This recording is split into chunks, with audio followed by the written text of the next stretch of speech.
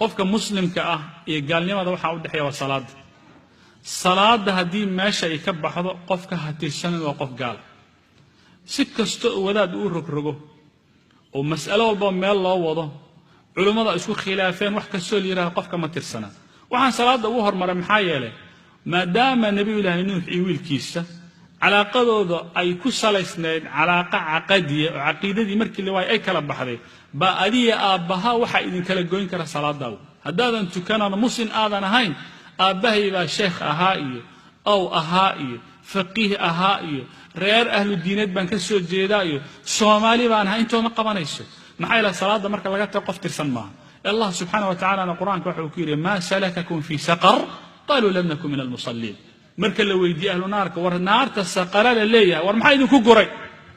maxay idin galiyay naarta saqara lam nakum min al-musallin ma inaan tukan jirin idan waxa muuqata qofka haduusan tukan hadii xitaa la yiraahdo ma ya kaafir ma inuu ahlu naar yahay muuqata ilaahi subhanahu wa ta'ala quraanka isaga ku sheegay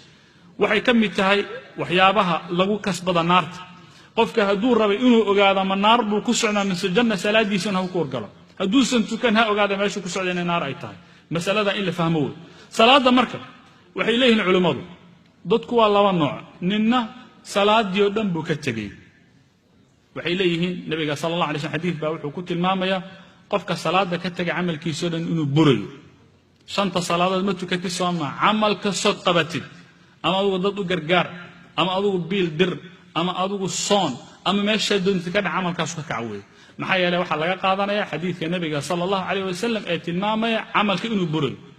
طيب وحاجه marka tarki juz'i baa jira shanta salaadood salaad baad ka tagtay duhur baad ka tagtay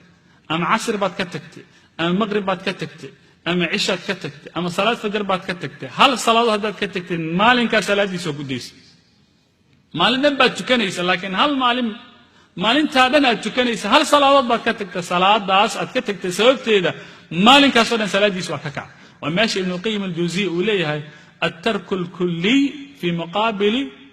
الإبطال الكلي أو الإبطال الكلي في مقابل الترك الكلي والإبطال الجزئي في مقابل الترك الجزئي هل صلاة ما لنك عامل من كيسا كداية صلاة دنا وحا كداية عمل كاغو دنا كداية محل قف كمر وحنا ماشى كم وقتا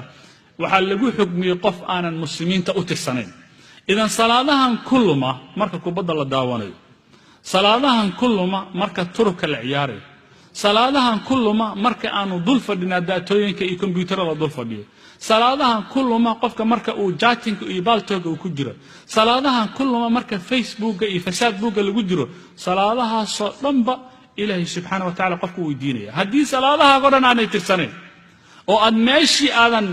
salaad baadan u istaagin amalkaaga kulluhu baatil hadii hal salaad ay ka tagtaan amalka maalinka ma xisaabsana waxaan ogaataa masaladan kale culimadu ay tilmaamaan salaad la leeyahay waan qalleynaya inaan jirin allahu waqofka markay hurdo ay kaga tagto iyo markuu halmaan uu kaga tago laakiin anoo fadhiyo